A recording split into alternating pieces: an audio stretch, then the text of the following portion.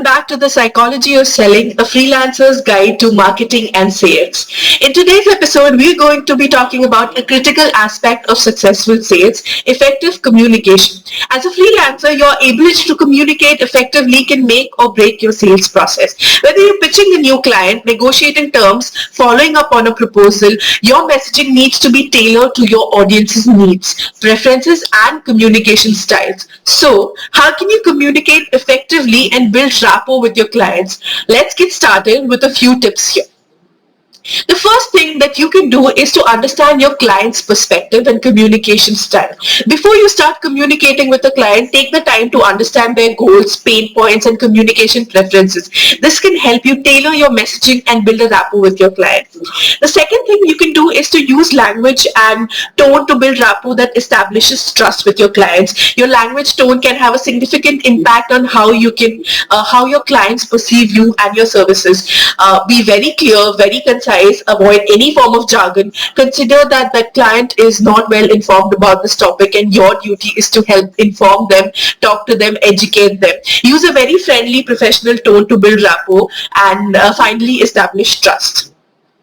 The third thing that you can do is to adapt your messaging to different channels. Different channels such as email, phone, in-person meetings require different kind of approaches and messaging. While you have to ensure that all of it is personalized, but each channel has their own tone, tonality, language, and format to communicate effectively. When you're talking in person, it has to be more conversational. When you're talking on WhatsApp, also it has to be, very to the point, conversational. When you're writing an email, it has to be very detailed, educational. So you need to ensure that all of this is being taken care of in each and every channel that you are communicating with the prospect. Address common communication barriers. Communication barriers such as cultural differences or language barriers can be a challenge to overcome.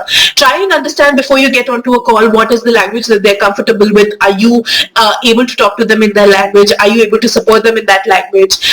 Being mindful of these barriers and adapting will actually help you create a closer bond. It will help that a client build a trust with you and rapport with you, because they will understand that you're putting in a lot of effort to build that relationship, build that understanding by going out of your way to do things which might not be being done by other freelancers. So that gives you extra brownie points.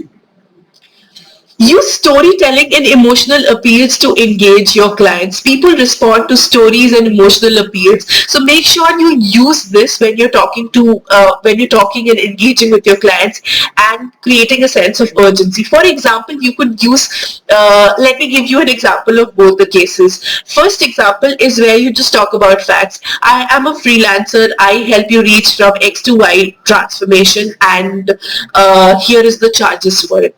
Instead, if you tell something like that, I was working with a few clients in the fintech industry. These were the pain points that they were facing. I'm sure you might be facing some of these as pain points. Here are the ways I helped address each of their pain points. You can talk about 1, 2, 3, 4 pain points and how you solved them. And ultimately what happened is that you were able to help them get 10 times more leads, X times more leads, X times more conversion, and ultimately bring in revenue, solid revenue for them. So that is how a storytelling format goes into it. You add emotion, you add the struggle of other people, you add your struggle, and ultimately put it in a story that is very, very intriguing to your client. Follow up with your clients and keep the lines of communication open. Following up with clients is absolutely necessary. A lot of times I have seen people not follow up. They send out their proposal, they speak to them and just expect other people to take action.